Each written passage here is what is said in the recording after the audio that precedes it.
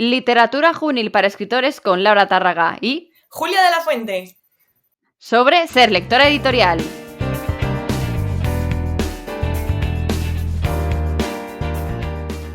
Bueno, Julia ya casi no necesita presentación en este podcast porque ya se ha pasado por aquí en un par de ocasiones. La primera fue para hablarte de cómo crear tu propia mitología y la segunda en uno de los episodios especiales de HelloWrite, en el que hablamos de escribir fantasía oscura. Además, también es es la profe de escritura de nuestra Academia para Escritores, ¿no? ¿Cómo estás, Julia? Hola, pues muy bien, encantadísima de volver aquí, que fue aquí donde todo empezó, ¿te acuerdas? Con ese primer podcast que hicimos en el confinamiento y a partir de ahí me dijiste, oye, vente a la academia a dar clase y bueno, desde entonces ha sido toda una locura de proyectos muy chulos, así que muy contenta. Ya aquí encantada de que Julia, de que estés en la academia, porque creo que tus clases dan mucho valor, que a la gente les gusta mucho, lo disfrutan muchísimo y bueno, solo hay que ver la cantidad de gente que te está dando las gracias por redes sociales constantemente por los cursos que damos, así que pues gracias por contarlo cómo eres, por ser como eres y bueno, podría estar dándote las gracias todo el rato, pero si no la gente va a pensar que estamos haciendo un spam mucho más tocho aquí de la academia de lo normal, ¿no? Así que vamos a centrarnos en el tema de hoy que te quiero traer por el tema de ser lectora editorial. Pero antes de empezar con el meollo, cuéntanos qué estás leyendo ahora y qué libro recomiendas como libro juvenil de la semana. Muy bien, pues ahora no lo puedo enseñar porque lo tengo en Kindle, no puedo enseñaros la portada, pero bueno, he empezado a leer el primero de Kiss Me, de la saga Kiss Me, de Prohibido enamorarse, porque yo ahora mismo estoy escribiendo New Adult Salseante, Mamarracho, y Adriana Criado, que es amiga mía y compañera de editorial, me dijo, nena, te tienes que leer este libro. Entonces yo, que soy una chica muy obediente, lo estoy leyendo. Me dice, es documentación, no es disfrute, no es placer, es documentación. Así que lo estoy leyendo, llevo muy poquito y eso es todo lo que os puedo decir. Eso por una parte. Todo sea por la documentación, importantísimo. Claro, todo hay que hacerlo por la documentación. Si hay que comprarse 10 libros, porque además es una saga que tiene luego otra saga y demás, hay que hacerlo y ya está. Y recomendaría uno de los mejores libros que para mí que leí el año pasado, fue cuando dejé de nevar en Alaska, el día que dejó de nevar en Alaska, de Alice Kellen. Es un libro que a mí me tocó muchísimo porque la historia está bien, es una historia romántica que me gustó, pero además el viaje de la protagonista es desde una persona sin autoestima, una persona que no sabe qué hacer con su vida, a cómo poco a poco se va queriendo a sí misma, se va descubriendo a sí misma, y a mí es algo que me llegó y que quería recomendaros. Alice Kellen es una must, en general, si te gusta el género romántico en general. Yo he leído ya un par de novelas suyas y es que salgo siempre con el corazón súper calentito, no sé, como si me hubiera enamorado yo, ¿no? Como si hubiera vivido esa historia en primera persona. Así que bueno, pues Alice, recomendadísima aquí en el podcast con el día que dejó de nevar en Alaska. Y ahora sí, hoy quería traerte al podcast para hablar de uno de los temas de los que tendremos un curso Sí. próximamente en la academia. Así que verá que hacemos el doble spam ese de... Ya que estamos a Julia, la tenemos que traer para hablar de esto, del tema de ser lectora editorial. Así que cuéntanos cómo te convertiste en lectora editorial y por qué. Bueno, lo primero que quería decir es que yo hace un par de días comenté en mis redes que era lectora editorial, que hay gente que ya lo sabía, pero como que lo volví a comentar y me llegó muchísimas preguntas de cómo se hace eso, para qué sirve, en qué consiste. Entonces, bueno, por eso también queremos hacer este curso y por eso estamos aquí haciendo este podcast, porque es que fueron muchísimas preguntas y dije, bueno, pues lo contamos ya de una largo y tendido y así la gente se entera porque hay interés sin duda. Entonces, yo, ¿por qué acabé siendo lectora editorial? Por dos razones. La primera es que yo como escritora quería saber desde dentro, ¿no? Saber qué es, porque un lector editorial, bueno, vamos a explicarlo, un lector editorial, hay dos tipos, pero normalmente es la persona que está dentro de una editorial y que hace de primera barrera, vamos a decir, o primer filtro de los libros. Es decir, cuando una editorial abre manuscritos, los editores no tienen tiempo para leer todos los que llegan, entonces tienen unos lectores editoriales que dicen, de estos 200, pásame los 20 mejores, a lo mejor. Y entonces ya el editor elige. Entonces es esa persona que va a leer de forma muy crítica para desechar lo que no sirve y coger aquello que creen que puede valer para la editorial. Entonces eso es una parte del lector editorial y luego está el lector editorial independiente, que lo que hace es ayudar a otros escritores a decirle, mira, tu novela tiene estos puntos fuertes, estos puntos flacos. Si trabajases esto, podría mejorar muchísimo. O si aquí hicieses esto, o aquí tienes un agujero argumental, míratelo, antes de enviarlo a esta editorial, haz tal cosa, e incluso te puede recomendar un poquito qué editoriales mirar, porque puede decir más o menos qué posibilidades de ventas o de encajar tiene tu novela, ¿vale? Entonces esas es las dos funciones que puede hacer un lector editorial. Entonces a mí me interesaba la de lector editorial que está dentro de una editorial, que sabe qué es lo que una editorial busca en un libro. Entonces me interesaba mucho como escritora, digamos que un poco meterme en el otro lado y decir, oye, ¿cómo me están evaluando a mí? ¿Qué es lo que están buscando cuando yo mando un manuscrito a una editorial? Entonces, por eso lo hice, pero también porque yo ya sabía que se me daba bien. Yo llevo mucho, mucho tiempo formándome como escritora, entonces llevo mucho tiempo aprendiendo sobre técnicas narrativas, sobre qué hacer una novela y qué no hacer, sobre fundamentos, ¿no? Al final de cómo cuentas una historia. Entonces yo hacía ya mucho tiempo que yo leyendo libros o siendo lectora beta de mis amigas, me daba cuenta pues oye, esta idea es súper buena o aquí tiene mucho potencial pero está mal desarrollada o aquí te has dejado un agujeraco así enorme en la trama. Entonces yo sabía que tenía cualidades para ser buena lectora. Y yo era algo a lo que quería dedicarme, digo, porque es que sé que puedo ayudar a la gente, porque a mis amigas como lectora beta lo hago y quiero hacerlo con más gente. Entonces por eso yo hice el curso para las dos cosas, como para terminar de tener esa visión crítica y para tener un papel que yo llegue a una editorial y diga, oiga, mira, yo no es solo que se me dé bien, es que además lo tengo certificado, que estoy cualificada para hacer esto. Por eso es por lo que yo hice el curso. Yo he de decir que también soy lectora editorial, aunque no con tanta vocación como Julia. Yo lo hice por un motivo y fue, quiero que me paguen por leer. O sea, yo iba ya pensando en el hecho de sacar un poco de rendimiento económico al tema. Pues sí que es verdad que no me gusta tanto como pensaba que me iba a gustar porque obviamente te toca leer cosas que no te gustan, claro, y te dicen, vas a cobrar por leer y tú piensas, ¡buah, maravilloso! Claro, si te toca una editorial que a ti te gusta, con ese género que a ti te gusta y que buscan el libro que a ti te gusta, pues eso es maravilloso, pero muchas veces te va a tocar leer libros muy malos, muy, muy malos, horribles, fatales. Sí. Así que Yo, en cuanto terminé el curso, tuve mucha suerte, empecé a trabajar ya de lectora editorial y era una editorial de adulta, que en ese momento estaba buscando thrillers, estaba buscando novela negra, que no es para nada mi género. Entonces también es verdad que un lector editorial aprende a leer como un profesional, en el sentido de, no es que este libro a mí me guste, porque personalmente son géneros que a mí no me llegan, no empatizo con ellos. Entonces no es que yo diga, este libro me gusta, este no. Este libro está bien o no está bien. Este libro tiene posibilidades de venta o tiene posibilidades de encajar en la editorial. Entonces, claro, tienes que leer, como tú dices, independientemente de tus gustos. Entonces es verdad que, claro, yo estaba al principio leyendo cosas que digo, bueno, pues esto no me llena tanto como si estuviese leyendo fantasía, por ejemplo. Y luego lo que tú dices, se envían cosas a las editoriales muy malas. A veces. Y por eso también es necesaria la academia, ¿no? Porque hay gente que dice, bueno, fórmate un poco antes de enviar algo, porque hay algunas que, bueno, pues... sí, me falta un poquito de trabajo todavía. Has mencionado esos dos caminos que puede tener el lector editorial, ¿no? La parte de con una editorial como tal o de manera independiente.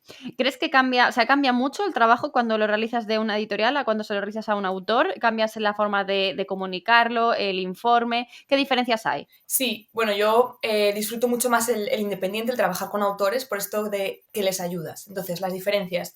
Cuando tú estás en una editorial, tú lo que tienes que hacer es coger libros que a esa editorial le puedan interesar. Entonces, te suelen, además algunas, ahora lo hablaremos, pero lo que te pagan muchas veces es los libros que tú consigues, vamos a decir, rescatar del montón. Entonces, si empiezas un libro que por lo que sea dices no encaja, aunque a lo mejor sea maravilloso, pero no encaja en lo que están buscando, no sigue las líneas comerciales de esa editorial, ya lo descartas. Entonces no los tienes que seguir leyendo, tienes que ir como leyendo muy rápido para encontrar eso que sí le va a encajar a tu editor. Entonces ahí tu trabajo consiste en decir muchos nos y algún sí, y entonces tú se lo justificas al editor. Le dices, mira, este libro sí, por esto, por esto y por esto. Yo sí que es verdad que en algunos casos he intentado, si descartaba algún libro, poder escribirle al autor o a la autora y decirle, mira, lo hemos descartado por esto, si hicieses esto podría mejorar, o intenta mandarlo hasta otra editorial, pero es algo más a título personal, porque a mí me gusta, pero normalmente la editorial no te pide eso. Sí te pide que se lo justifiques al editor, y yo también intentaba pues decirle al autor, oye, mira, te hemos cogido, pero creo que podrías mejorar esto.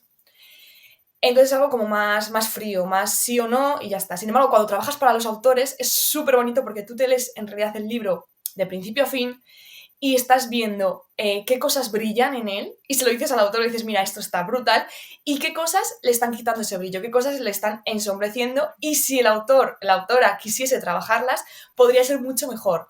Entonces es más laborioso porque luego le haces un informe, te tienes que ir fijando en todo, pero creo que es mucho más bonito. A mí ya digo que me encanta porque soy consciente de que se me da bien ver lo que digo, esos diamantes que tiene tu novela y dónde les estás echando barro, ¿no? Dónde los estás tapando. Entonces me encanta decirle al autor, mira, vamos a hacer esto o te sugiero que hagas esto, que va a ser mucho mejor. Entonces es muy, muy gratificante. Es como ayudar a construir, ¿no? Y eso es muy bonito. Y además ayudas a poner foco en cosas que a lo mejor el autor no se ha dado cuenta o que no ha sido capaz de ver porque o es muy crítico consigo mismo, que a veces nos pasa mucho, ¿no? Decir, pues todo esto es una mierda, pero que alguien te diga, oye, mira, no está tan mal, tienes todo esto que es bueno, sí que es verdad que aquí estás un poco más flojito, pero si lo trabajas puedes tal. Y lo que más me gusta a mí de, o lo que más me piden cuando he hecho alguna cosita de lectura editorial es, ¿vale? Es darle la solución de cómo puedes arreglarlo. No solo decir, mira, esto está mal, o está mal, o le falta trabajo, sino decir, si en vez de esto haces esto, o sea, darle como la solución o una solución o un ejemplo de solución, ayuda más que simplemente señalar, porque creo que la diferencia entre un buen lector editorial y uno que no lo es que uno te dice, esto está mal, arréglalo, y el otro te dice, te da soluciones reales y que de verdad te saca un poco de ese foso, de ese momento oscuro Sí. de, muy bien, está todo mal, ¿y qué hago? ¿No? Sí, que esto pasa, muchos autores que empiezan, a lo mejor las editoriales lo rechazan, pero ellos no saben por qué, no entienden el por qué. Entonces tú le puedes decir, a veces te puede llegar alguno que le digas, mira, es que tu obra no tiene por dónde cogerla, pero a lo mejor tienes un buen estilo, crea una nueva, porque esta, la historia no se sostiene, pero oye, tienes un estilo que se podría salvar en una futura historia, entonces eso puede ocurrir. Pero lo normal es que están cometiendo a veces fallos que se pueden arreglar. O que si en esa novela no quieren seguir trabajándola, les puede servir para los siguientes, porque es normal que si tú tienes un fallo y nadie te lo dice, lo repitas. Entonces, se lo puedes decir para futuras novelas y que entiendan, mira, esta me la han rechazado por esto, la próxima que voy a escribir ya no le va a pasar eso. Entonces, eso es también quitarle esa incertidumbre a los autores, porque es lo que decimos, que a lo mejor te llegan 200 noes y es por un fallo tonto que tú tienes al principio que podrías estar solucionando y tú no lo sabes. Y hablando de errores, ya que has sacado el tema, ¿cuáles son los errores más comunes que te encuentras en los manuscritos y que debes valorar como lectora editorial? Bueno, pues hay algunos, sobre todo esto se da mucho en la recepción de editoriales, porque el autor que busca un lector editorial, como que es un autor que ya se lo ha trabajado más, que se lo está tomando en serio y suelen ser novelas mejor hechas, mucho mejor hechas, que tienen algún fallo como muy concreto que les puedes decir. Las que llegan a editoriales, es verdad que a veces hay gente que dices, madre mía, yo creo que esta persona es lo primero que ha escrito porque se le ha ocurrido y no lo ha trabajado. Entonces, muchos de los fallos, tenemos un curso en la academia que lo comentamos, el de Empieza y acaba tu novela, que es para autores muy, muy noveles. Muchos de esos fallos los comento. Por ejemplo, que te llegue un texto sin justificar. Tú como lectora sabes que si esa persona no sabe que el texto hay que justificarlo, todo lo demás es muy difícil que esté bien. Yo aún así intento pasar de las primeras apariencias, ¿no? y continuar. Pero la experiencia me dice que una persona que no ha justificado el texto no sabe escribir. Es así, o sea, la experiencia me lo está diciendo. Entonces hay fallos como de eso, ¿no? De si el formato ya está mal, si es un texto que está, por ejemplo, sin interlineado, que te cuesta leer, lo primero es que ya la primera impresión es negativa. Tú ya dices, uff, no me apetece leer esto porque tengo 200 más y me está fastidiando aquí la vista y me está quitando las ganas de leerlo. Entonces eso es un fallo muy tonto, el tener un mal formato. Pero suele ir aparejado a que esa persona no sabe en realidad, no ha rodado lo suficiente. Entonces eso es un fallo común, el no cuidar el formato. Hay que hacerlo bonito y que te den ganas de leerlo. ¿Qué quiere decir? Pues un espaciado del punto y medio más o menos, unos márgenes que se pueda leer, vaya. Si alguien no sabe cómo se pone el formato del libro, en la academia, ya que estamos haciendo spam muy total de la academia, en el curso de cómo enviar tu manuscrito a las editoriales, hay una clase específica de cómo poner el formato perfecto para enviarlo a las editoriales, solo por si a alguien le interesa. Y está además hecho como tutorial de, bueno, tienes que hacer esto, precisamente ponerlo así y tal. ¿Por qué? Porque he estudiado edición y a mí lo primero que me hacían hacer cuando los primeros, tal cual llega el libro que vas a publicar es ponerlo así, con esas directrices que yo te estoy enseñando. Por lo tanto, si te interesa saber cómo poner tu manuscrito, también tienes ese curso ahí, además de los de Julia, se lo llevo yo. Sí, es como cuando me das un trabajo en la universidad, al fin y al cabo, como profesor, si tú ves que el trabajo ya está feo, dices, es que ya, si llegaba hasta el 10 la nota, ya solo puedes llegar hasta el 7, por lo menos, ¿sabes? Ya te baja. Luego también la propuesta editorial se nota mucho si el autor está rodado, si sabe vender su obra, si sabe de lo que va. Y luego un fallo muy, muy común es que hay gente que a lo mejor escribe bien, pero no te sabe contar una historia. Te cuenta algo, pero es como que de repente ha perdido el sentido de, pero ¿por qué me estás contando esto? ¿Qué me estás contando? A veces empiezan con un conflicto y de repente se nos olvida, se van a otro conflicto o de repente a los personajes les deja de importar. Entonces, por eso, ya que estamos con el spam, el curso este de creación de conflicto de la academia me parecía primordial y fue un curso que hicimos con muchas ganas por eso, porque yo he visto que hay autores que a lo mejor ya tienen un buen estilo, que se nota que se le ocurran, que se ocurran a lo mejor el world building, la documentación, la escritura, las descripciones, pero luego les falla la construcción de lo que viene a ser la línea narrativa, que por ejemplo ponen conflictos que a lo mejor no les interesan a los personajes y entonces hay como una disonancia, no hay coherencia entre la trama y los personajes, van así, no se encuentran o hay picos y no sabe resolver muchas veces su conflicto. Como ya digo, plantean uno, a mitad lo dejan abierto, no final abierto, sino un conflicto que de repente se disuelve y ya dices, vale, ¿y qué estoy leyendo? ¿Por qué sigo leyendo? ¿Qué hay? ¿Qué historia hay? Entonces, que sepamos que contar cosas no es contar una historia. Y eso es un fallo que sí que es, vamos, es un fallo de bulto, que ya digo que no se salva con una buena escritura ni con unos buenos personajes muchas veces, porque dices, es que no me está, aunque el personaje me encante, si no me está contando nada, es que no hay historia. Será una biografía en todo caso o algo así. Entonces eso sí que es algo que hay que trabajar. Totalmente. ¿Cómo es un informe de lectura para quien no sepa qué partes tiene y qué te centras cuando estás buscando eso en un libro? Claro, dentro de una editorial, cuando tú lo que haces es pasarle al editor solo los libros positivos, el informe muchas veces lo marca la editorial, depende también de lo que esté buscando, ¿no? De yo estoy buscando algo que sea comercial en este aspecto, pues entonces se lo defiendes por ahí, no le dices este libro por esto, por esto, por esto. Sueles decirle, pues, para qué público, qué personajes tiene, el número de palabras es importante también porque eso te está diciendo la longitud y sobre todo qué aspectos positivos le ves. Entonces, cuando es dentro de la editorial, ellos suelen tener una plantilla, sueles ir más a cosas concretas, que a esa editorial le interese por X y es como más cortito, es más sencillo. Este libro lo puedo vender sí o no, básicamente, ¿no? Lo puedes vender por esto, por esto, por esto. Y a veces también le puedes decir, oye, yo mejoraría esto o el autor tendría que tocar esto. Y luego está el informe que tú haces como lectora editorial independiente para autores. Y ahí sí que depende mucho de la persona, también del precio, ¿no? Porque hay a lo mejor lectores que te pueden incluir hacerte una propuesta editorial. Una vez ya me he leído el libro, te hago también la propuesta para que tú puedas vender tu libro. Pues eso se cobra aparte, obviamente. Entonces, normalmente, pues, ¿qué le puedes poner? Pues a veces se puede definir los conceptos clave del libro, porque el autor hay veces que no sabe que ha escrito un New Adult o que ha escrito un chick lit, porque son nomenclaturas que a lo mejor no conoce. Entonces, sí que le puedes ayudar a decir, bueno, pues género es este, que lo sepas. Tu público es este, que lo sepas. Le puedes también dar, decir, encajaría en estas editoriales. Por tu perfil y por el libro podría encajar aquí. Eso también ayuda. Y luego, sobre todo, pues decirle qué cosas buenas tiene y qué cosas hay que mejorar. Entonces, básicamente es eso. Luego ya digo, depende de cada lector, pues hace unos informes, hace otros, se pueden apalabrar. No, quiero un informe mucho más completo. Luego también, por ejemplo, puedes incluir una sección. Un lector editorial se fija en cosas narrativas, estamos diciendo, ¿vale? En tu libro en conjunto. Pero te puede decir si, por ejemplo, no te lo va a corregir, porque para eso están los correctores, pero sí que yo te puedo decir, oye, mira, el dequeísmo lo estás cometiendo todo el rato, o eres laísta todo el rato. No te lo voy a corregir, porque para eso están los correctores, insisto, pero sí te puedo también hacer un apartado de fallos ortográficos que estás metiendo mucho, o no sabes puntuar los diálogos. Entonces sí, se pueden incluir y claro, por eso también los diferentes lectores tienen diferentes tarifas.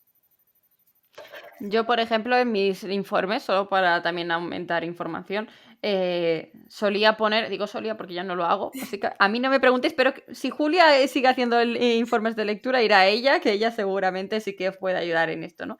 Pero yo, por ejemplo, incluía apartados como argumento y hablaba únicamente del argumento, de las partes buenas que tenía, de las partes donde flojeaba. Otro apartado de personajes y analizaba cada uno de los personajes. Si de momento parecía muy interesante, pero ha desaparecido. Si su papel es simplemente morirse, porque a veces hay personajes que simplemente mueren y ya está, no tienen ningún papel más. Si aparece, lo mencionan antes muy pronto, pero después es confuso, ya no aparece más. Cualquier cosa sí que puede ayudar también a verlo uno a uno y poder analizarlo para que luego, pues a nivel de cada uno de los personajes, pueda también meterle mano el escritor.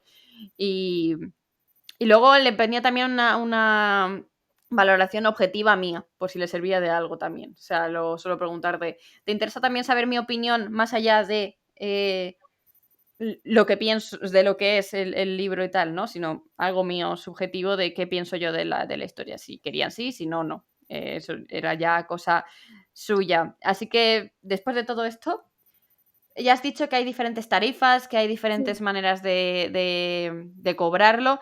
¿Cuánto puede cobrarte un lector editorial independiente? Sobre todo en este caso. Sí, pues bueno, también para venir a este podcast yo he estado mirando otros compañeros, ¿no? del sector, otros lectores, digo, a ver qué precio más o menos. Normalmente puedes encontrar entre 65 y 80 euros es la tarifa normal, con 50.000 palabras, que es cuando se empieza a considerar una novela. Y luego, según va subiendo el número de palabras, va aumentando el precio, porque es normal, ¿no? Si tienes que leer el doble de páginas, va a ser más caro. Pero sí, a partir de los 65 o 80, en función de lo que esa persona te ofrezca, es donde se sitúa el precio. A partir de ahí subimos, según la longitud. ¿Y cuánto tiempo puedes tardar en tener el leído y hecho el informe? Pues esto también depende de justo en ese momento si te llega con más trabajo, con menos trabajo, o sea, si ya tienes otros informes, si quiere un informe mucho más completo o menos completo, por ejemplo, lo que decía, ¿no? Si además te pide una propuesta editorial va a ser más tiempo, entre 15 y 30 días, ¿no? Entre medio mes y un mes entero es lo que se suele tardar. Vale, genial. Pues Julia, ya para acabar el episodio, te voy a pedir que hagas un poquito más de spam, ya que estamos, porque nunca es tarde si la dicha es buena. Y es que nos cuentes qué es lo que nos vamos a encontrar, que se va a encontrar la gente, yo incluida, porque aún no lo he visto, en el curso de lectura editorial. ¿Para qué le va a servir sobre todo?